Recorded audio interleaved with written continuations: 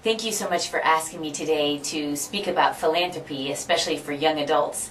And it's a very, very important topic and area, and we're just sorry that we couldn't be there. But we are Universal Giving. We're out here in San Francisco at the Hub, and our whole team sends their congratulations to you for being involved in this topic, and this very important topic during this time of so many things going on within our world.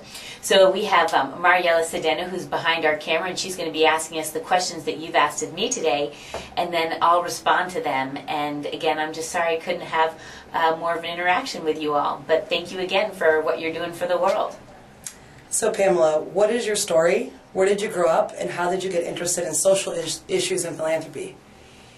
Well, I started off actually really young, at the age of 12. I was on a family vacation in Mexico with my family. I'm very close with them. My mom and dad had been married for 47 years now. They call themselves best friends with a spark. And I was walking around a marketplace, a traditional marketplace with my dad, and they were just selling jewelry and other dolls and toys. And my dad and I veered off a little cul-de-sac right off the market. And on that cul-de-sac, I saw every starving, begging, unwashed child. It was something I just never seen before. And it just absolutely hit me so hard. I just remember this word unacceptable going across my mind. I remember holding my dad's hand and asking him, I said, why didn't you tell me about this? I don't remember exactly what he said, but he said something to the effect of, you're 12. It was a very young age. But what happened after that is my life after that literally became devoted to service. I started volunteering in East Palo Alto, which at the time had a very high murder rate, and worked on everything from passing out food to giving out clothing to trying to help those who spoke in other languages find resources, anything I could. And that translated more into crisis counseling from 2 to 5 in the morning when I was at Duke in college. I also went to Gallaudet to learn some sign language and taught sign language.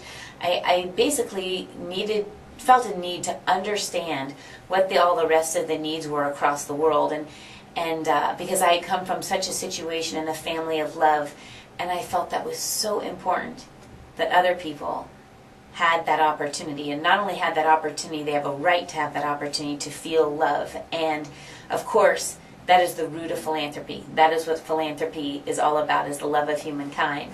But philanthropy can be translated into giving of your time, giving of your money, giving of yourself. And as we'll talk a little bit more today, I think that philanthropy can be defined most certainly not only as money, but if you look back in history, a lot of it is defined not just by acts of service or of goodness, but also by character. So I think who we are is really important in philanthropy and as philanthropists as well. As my life progressed, I went into business. I was very much wanted to be efficient. Some of the nonprofits I'd seen didn't always operate very efficiently, and it concerned me. So I went into business. I went into sales and marketing and to some broadcast journalism as well. And with the advent of the web, that's when my whole life just started to sparkle in my mind, because what happened is that I was able to go, I want to create a marketplace that helps people give and volunteer all across the world. And that was the genesis of Universal Giving. So this whole trajectory of life of going from volunteering and then going into Universal Giving really started with that initial family vacation in Mexico. So they also asked what the story of Universal Giving was, which I think you've covered somewhat, but also what your involvement is and what services does it provide. So with Universal Giving, what happened with the web is such an exciting opportunity to be able to connect people up on the web and leverage getting millions of people involved. So with Universal Giving, what led right up to that was volunteer trips where I started to expand my service internationally. So I volunteered in the earthquake crisis in El Salvador. I worked on a sustainable farm in Guatemala, worked in microfinance in India. I worked with the victims of Pol Pot's regime in Cambodia. Just anywhere I could, I'd just try and learn and understand as much as I could. So what I saw on the ground, however, were a lot of great nonprofits with phenomenal leaders. And then I also saw a lot of challenges. I saw a lot of nonprofits that were ineffectively run, that had some real questionable practices, and what I knew is that if I were going to create a service such as Universal Giving, that it would need to be focused on quality. So the number one thing that Universal Giving really does is create a marketplace that allows you to come in and to find giving and volunteer opportunities, but they're quality. We have a full NGO services team that goes through and vets nonprofits with anywhere from 8 to 20 steps in the model where we vet them. And we vet them very much like a venture capitalist does. Venture capitalists look at a deal, and the first thing they look at place is there a marketplace for it? Well, for most things in poverty, we usually know there's a marketplace for it. Then we look at it as a good idea. But then the third most important, such a critical thing, is we look at who's the leadership. And any good VC, after determining the right marketplace and right idea, will say, I want to know who the management team is. And that's what our NGO services team does as well. Not only do we vet according to financial criteria and to other qualifications and terrorist laws and things of that nature to make sure that there's security for you and those who are giving and volunteering, but it also goes into leadership review, really looking into who the leaders are and what is their ethics and integrity. So it's both objective and subjective. I actually don't believe that you can vet nonprofits and make it just on paper. I don't think that's possible. And that could be a whole topic in and of itself. In fact, I'm teaching a class at Stanford right now on corporate social responsibility, and we talk about it quite a bit there. But I think that with Universal Giving, what our whole mission is to help connect up real, serious needs on the ground with people who have money and talent to give. And that's what we're doing. People can come in and give, and they can come in and volunteer. So an example of that might be that someone, let's say they want to give in Zambia, and let's say they want to give to education. They can come to Universal Giving, they can pull down the country menu and choose Zambia. They can pull down the issue menu and they can choose human rights or the environment or education. And if they choose Zambia and education, it will come back and say, you can give $50 as a gift package to my friend Mariella on her birthday, and that will help build a school or build part of a school in Zambia. Or you can volunteer for 2 months to help build the school, or 2 weeks. So basically what we allow you to do then is to find these verified quality ways to be able to give and volunteer. Now on the giving side, you can give to the organizational support for your organization. You can give to a project such as take $500 and build 4 homes in Haiti. Or you can give a gift package, which I just described, which could be for an anniversary, it could be for a birthday gift, it could be for graduation, it could be for winning a soccer championship. There's no real limit there. But our point is to really help donors and people be able to give to the way that they really want to give. Now, key to this service also is that 100% goes directly to the cause. We do not take a cut on the donation. That is so important. We want complete purity of our brand so that people, when they come to our site, they know we're nonprofit. We know 100% goes directly to the cause, and Universal Giving doesn't profit from that. That's not what our mission is. It's not what our motive is. We just want to get you connected up with people giving and volunteering with vetted quality organizations all across the world. So that's what we do, and we love that. Now, the second service that we have is Universal Giving Corporate. What we do there is we work with companies and we help them with their global corporate social responsibility programs. So for example, companies such as Cisco, Symantec, which are clients of ours, we help them determine their strategy on CSR. We help them with their operations. We help them with their NGO vetting. And then what we do is help them with their communications. So we're basically operating in more than 60 countries across the world. In fact, now 80 countries across the world, working with these companies in making sure that their headquarter strategies has respect for what's going on the local ground, that they're getting a local license to operate to really make sure that they can make their corporate social responsibility programs really execute with excellence. And that takes consulting, it takes NGO vetting, it takes strong communications, it takes operations, it takes strategy, and that's what we do for our corporate clients. And what they do is they pay us to do that. So Universal Giving gets revenue to do that. So our first service, entirely free. You come to the site, you can give and volunteer as an individual. The second service is for companies. They pay us for our consulting on corporate social responsibility, and that helps us generate revenue. So as a nonprofit, we get funds from fundraisers, from foundations, from grants, from individuals, and we get money from the corporations. And that way, we shield you as the consumer. You're able to go and give and volunteer for free. So the next question here is, in your opinion, what is unique about young people? What I love about young people is there's a very, very strong sense of team. I love the sense of team. There's also a sense of a belief as anything is possible, and I think that is critical for any age. I'll take a step back here for a second, is I don't think we should relegate anything to age. I really don't. My grandmother was 97. She was one of the first women at Juilliard as a flutist. And she taught up at Stanford up until the age of 97, 2 months before her death.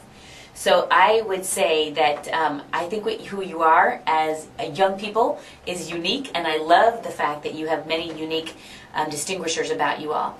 But I would never relegate yourself to an age group, because you're going to be constantly growing in your philanthropy and what you're doing, and you'll take the qualities of your generation, but I hope you add to them. And you add the wisdom of generations above you, and you add the wisdom of generations below you. Because at some point, there's going to be a Z generation. And when the Z generation comes along, then you'll want to know how to work with and deal with them as well. So there'll be a Z generation, and I guess we'll have to start over. There'll be an A generation and a B generation too. But my point is that I think in your generation right now, you have a tremendous ability to want to collaborate with others. I think that's wonderful. In your giving, I think there's a strong potential for very strong giving circles. And ways that you can really help encourage each other to give, and therefore leverage giving and make your giving actually higher. I think in predecessors, when I was growing up, someone who was 50 or 60 years old, that's when they started doing philanthropy. They said, okay, now I've made it. Now I have the financial wherewithal, now I'll start giving. But we know, and your generation knows, that we can start giving at the age of 12. In fact, you can start giving at the age of 5. We are seeing parents start to work with their children in giving their allowances and donating at an early age. Now, when I was growing up, volunteerism was a total geek mode. That was not an attractive nor a popular thing to do. And in fact, I will tell you that I ended up winning the Community Service Award in high school. And I don't think there was anyone else who was competing for that award. I don't think that was something that was that popular. And now, if you look at it, every single resume that comes across my desk at Universal Giving, be it a volunteer, an intern, or someone who is seeking work, every single person has volunteering on there. And that's a joy to me. And whether that's from peer pressure, whether it's now the norm, it doesn't really matter to me. Let's make it the norm. And I think that goes back to Universal Giving's vision as well, which is to create a world where giving and volunteering are a natural part of everyday life. And you all in your cohort are doing an amazing job of that. I think the other thing that you have is you believe anything's possible. So I am seeing a lot of people at the age of 13, 15, 22, 24 not wait to get a lot of experience and just launching initiatives again and again and again. I think it's a good thing in the sense of learning from those. If you make mistakes in doing it, learn from it and launch again. Or learn from it and join another organization and contribute your lessons learned. I don't think that everyone has to start things. I do think you can start things under the auspices of other organizations. But I do want to thank you for those, because I think those are two distinguishing qualities, and it's very special to have those. So in your experience, how is the philanthropy and social investing of younger generations different? I think, first of all, we have to look at how philanthropy and social investing is different, not only with young people, but across our world. You know, if you look at the definition, for example, of philanthropy, this is an amazing, there's more than 30 definitions of it. You know, when we look at, for example, Lester Solomon in the United States, he talks about philanthropy even as defined as being one source of income for nonprofits. I'm not sure, you know, that's one way to define it. There's also another definition that talks about philanthropy as certain needs being met by entreaty. So basically people asking, saying philanthropy is predicated on asking. Now, when you take that to the international level, and I really hope that a lot of you do, when you look at philanthropy, look at this from an international perspective, because in this global world, this is absolutely imperative. When you look at what philanthropy looks like on an international level, it is completely all across the board. It's across all different cultures, but it's perhaps not as institutionalized as much as the United States, but it means a lot of different things in cultures. So before we talk about what it means to a generation or an age, let's just talk a little bit about what it means internationally, because that's going to have huge ramifications for you as you think about what philanthropy means for you. So, for example, when we look at philanthropy, often in the U.S. we look at it as money. And often, as stated before, we look at it as money that's given when asked for or by entreaty. But if you look at, for example, what Thoreau wrote about, or Aristotle, back in Greek times, what Aristotle even wrote about the fact was that philanthropy really was something that was without merit. So, for example, you could even give philanthropy to someone who is wealthy. What if someone who's wealthy needs philanthropy? And what I mean by that is not that they need money, but they might need a kind word. Some cultures define philanthropy by kind word. And what Thoreau was saying, he's like, I really don't think that it's broad-based care of humanity. He goes, it's not. He's like, because no one's serving my need, because I have a home in the woods. So I'm not given philanthropy. But what if I have different types of needs? So it's very interesting to bring forth the fact that philanthropy can take a lot of different definitions. Take the definition of money, but there's other definitions of it is leadership, is a sense of God's actual care for humanity. There's also the definition of it being volunteer service. So there's all these different definitions when we really unpack what philanthropy is. And I think that's really important to kind of take away as we look at this and we go into what your generation can do in philanthropy. Now, I will tell you something that I think is kind of funny. With a philosopher from Diogenes, and it was in 2nd century AD, and he talked about what his definition of philanthropy was. And he said philanthropy can be a very warm-hearted greeting, a very bold, warm handshake. He said number 2, it can be addressing the needs of the deserving and the poor. He said number 3, it can be for those people who hold amazing dinner parties. So, opening up your home, even in the 2nd century AD, could be seen as viewed as philanthropy for those of you who host dinner parties. So again, I'm encouraging you to think about how philanthropy can be viewed in many, many different ways. Now, the final thing I'll close out on that is also when you look at this, across different religions, which is important to look at too, which also stems into culture. So, for example, if you look at some of the Muslim definitions, this goes into zakah, for example, which is actually kind of a required tithing of wealth, almost like a wealth tax, that's kind of agreed upon now that's about 2.5%, and that wealthy individuals should pay this wealth tax. But at the same time, they have something called tzedakah. Now that can be anything more from actually feeding and clothing the homeless. It can be volunteering. It can be a kind word. So, take a look at that as far as meaning what philanthropy means there versus the U.S. Or if you look at back in Confucian's time in China, that actually is more about philanthropy not being known. So when someone gives, they shouldn't actually be known. They need it to be quiet. In America, I'm not so sure how quiet we are about our philanthropy. So getting back to what it means for you as kind of young adults, I think what I would say is that in using your skills in building teams, I would say that would really translate into a lot of giving in giving circles. If you're in university, whether you're in a master's program, undergraduate, whatever it might be, I strongly encourage you to create giving circles. It's very much like a Book of the Month Club, except for it's like a Giving of the Month Club. And you can come together and band around an issue such as education and the environment, or you can band around a nonprofit, and you can actually create a Friends of organization where you can donate to a Friends of organization. You can do walkathons, you can do telethons. There's so many things. Obviously with crowdsourcing and the net and all of that, using Facebook and a lot of other tools, you can do a lot to really use social media to help get your word out as well. So I really encourage you to do that. The second thing is I would say don't relegate it to your age. It's ageless. Get the wisdom of elders. Get the wisdom of your 5-year-old sister. Bring everyone in. I'm not sure I would band together just you all as youth, because I think there is power in generations. People often say there's power in numbers. Okay, I understand there's power in numbers. There's power in diversity of different experiences. And different experiences, again, aren't related to age. They are all across the board what they can be. So I'd make sure you keep your group open to that and keep your group cohesive and open to different cultures, open to different ages in what you're doing. Now, I think the second thing you can do in social investing, this I think is really critical. When you're looking at social investing, it's both from your own financial wherewithal, looking at where your investments are going. Sometimes we overlook that when we're investing. Where is that mutual fund investing? Where are your stocks investing? And are they along the supply chain? Are they producing value for the environment and for the greater good of humanity across human rights and nature and our earth? And I strongly encourage you to look at that in your own personal investments, however you might be investing your money. But second, when you look at social investing yourself, oh my goodness, we're seeing all these entrepreneurs pop up all over the world. I strongly encourage you to pick a country and go invest in 3 social entrepreneurs over there.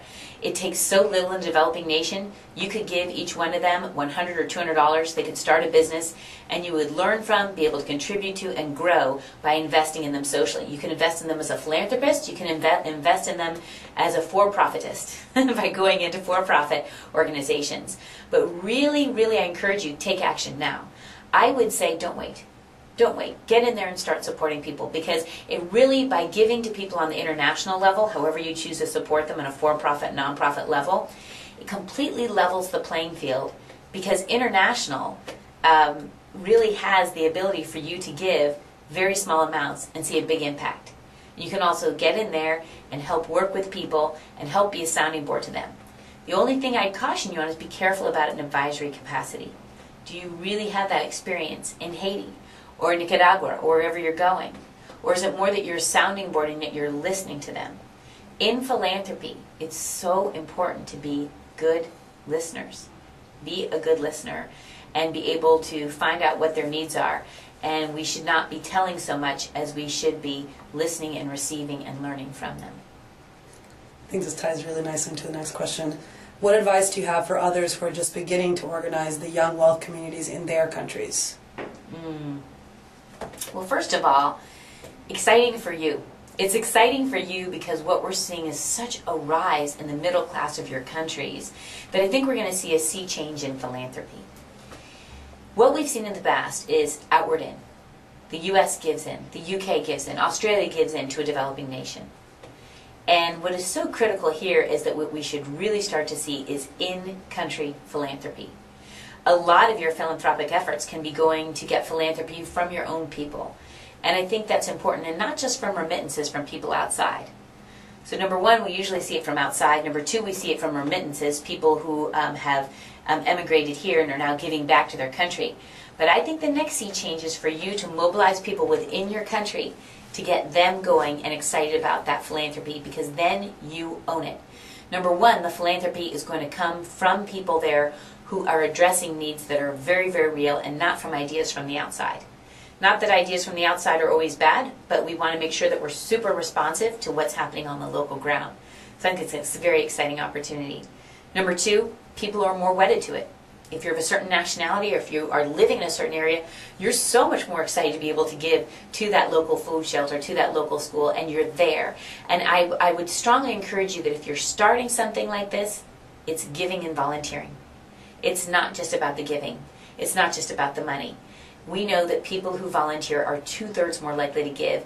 Make the giving and the philanthropy, make volunteering inclusive of that, because that really binds the community together when they see that you are coming in and not just giving funds, but you're giving of your time, you're giving of your talent, you're giving of your mind share, and you're giving of your heart. You're listening to people on the ground, you're responding to it in a very wholesome, holistic way, and that will just go miles. It'll be amazing. So I with any kind of philanthropy and volunteering, I'm often asked with people who want to volunteer on Universal Giving, what's the biggest advice you have for me for before I go to Ghana? Well, what's your advice? And my advice always is, listen. Listen, listen, listen. We don't really learn this in school. We're taught to read, we're taught to write, taught to do mathematics, but we're not taught to listen. And it's the most valuable skill you can bring, is listen and cherish and honor people. I will tell you, when I was in Nicaragua on my first international volunteer trip, and we were sent there as a delegation. It was a church group, and it was in the U.S., and basically we came in and we were supposed to build a school. And at that time, everyone in the community had to pay $1 for their kids to go to school, and 99% of the community could not pay for their kids to go to school. We were building a school, and the hammers broke. We didn't have any more hammers. And there was no convenience store. And it took a good day to go out to go find some more hammers. People were absolutely beside themselves. Americans felt they weren't productive. They didn't know what to do. They were just... And the Nicaraguans would say, you know, you Americans are all about the doing, but we are about the people and relationships. And we want you to know our lives. So what I did is I just took time to walk around the community and be with the community and sit with them in their homes and be present. So I would say being present, listening, really being a part of the community is very important. Number 2, you can go ahead and create either a giving circle, giving club, or create some way to tie that into volunteering as well. And number 3, I would say stay open to all the different people in your community. Remember, you're going to be going across all these different strata. Get government officials involved, tribes people involved, business people, church people, secular people, every people. Get every people involved. They really should. And even if they're not a part of your culture and they're living in your community now, they're a part of your culture. So even if they are from some other country, if they care and they live there now, then get them involved in there too. So I think it's very important to be incorporative of the whole society as it exists today, and really focus on that. In closing, I'd like to. Do we have any other questions? We have one more. Oh, we have one more question. Sorry. Finally, give one reason why you would find a global young philanthropy network to be valuable. Oh, a global philanthropy network. Again, a great lead-in. What an amazing network to have to be able to share best practices. You know, one of the things when we're working with companies, and we're working with Symantec right now in 40 different countries, and we're working with Cisco in 40 different countries, how important it is to take those lessons learned per each country. Philanthropy is not philanthropy. You can't launch the same thing in each culture. You can't do that. You've got to really listen and find out how culture and philanthropy is translated into those different areas, as we talked about before. Is philanthropy translated as money? Is it translated as character and who you are? Is it translated by a kind word? So really being aware of the nuances of culture and understanding what philanthropy means in these different countries is going to be so important. I strongly encourage you that the value of this would be that you're getting on monthly calls with at least 60 representatives from 60 different countries sharing best practices. Set up an intranet. We can help you do this, which basically allows you to come in and post what's the latest thing that's going on. And let's set up some gentle peer pressure. Yeah, this is what the young adult group is doing in philanthropy in Brazil. This is what the young adult and philanthropy group is doing in Tanzania. This is what they're doing in Turkmenistan. And then you can see this gentle peer pressure of philanthropy about what everyone's doing in different parts of the world. And it provides great examples for other people to either adopt those practices or adjust those practices according to the culture, or say, you know what, that doesn't work in this culture. But it's great to have that dialogue regardless, to have that understanding. So I think the value of it is increased global understanding, increased empathy, increased philanthropy in whatever form that may be it money or kindness or love of humanity or rights or social justice. That list goes on and on because we can define philanthropy forever. But I think that it's really about banding together to understand the predicaments that many people are in, being more empathetic to it, and really loving and cherishing people in a way that is truly what I would call incorporative of the entire world, even if you're serving a little locale. I think one of the dangers in America that we have of philanthropy is that philanthropy is unidirectional. I give to you. But it's just not true. It's not. Giving is reciprocal. And if anyone learns, I know that when I give money or time, it's me learning and giving and growing from what the story is that people have shared with me about their lives and how benefited and blessed and honored I am to be able to enter into their life story. So enter into people's life stories. Understand why you're giving. It's not just about writing a check, and I know you all already know that too. But it's about your spirit, and it's about the spirit that you bring to it. It's very interesting. In the 19th century, Emerson and Nietzsche talked about the fact of even calling philanthropy quackery.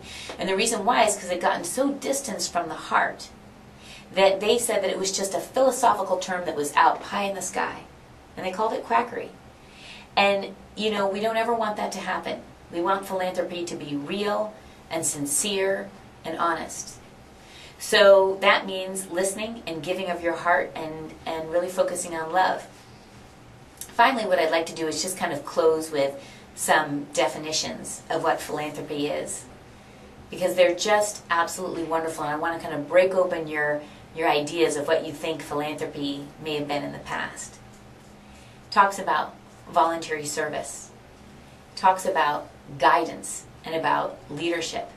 In fact, leadership back in, I think it was in the 11th century AD, they even talked about leadership being good governance, especially in times of peace. So you might want to think about philanthropy as in terms of giving peace to communities. So it's being peaceful, it's being a good leader, it's being a good listener, and it's also having a good character. It is having sound morals and ethics. It is at times having a checkbook. It's having time to give. And finally, what I would say is that probably the biggest definition that I've seen again and again is a graciousness and a care and a love for humankind. And that's what philanthropy is. I know you're already doing it. I'm so thrilled that you're doing it, and I'm just sorry I couldn't be there with you today. And how exciting it is that you're headed into this area of philanthropy on a global level as young adults. And I really hope you'll keep me apprised, and if we can help at any way at Universal Giving, we'll do what we can. Thank you again, and I hope you focus on that wonderful love of people.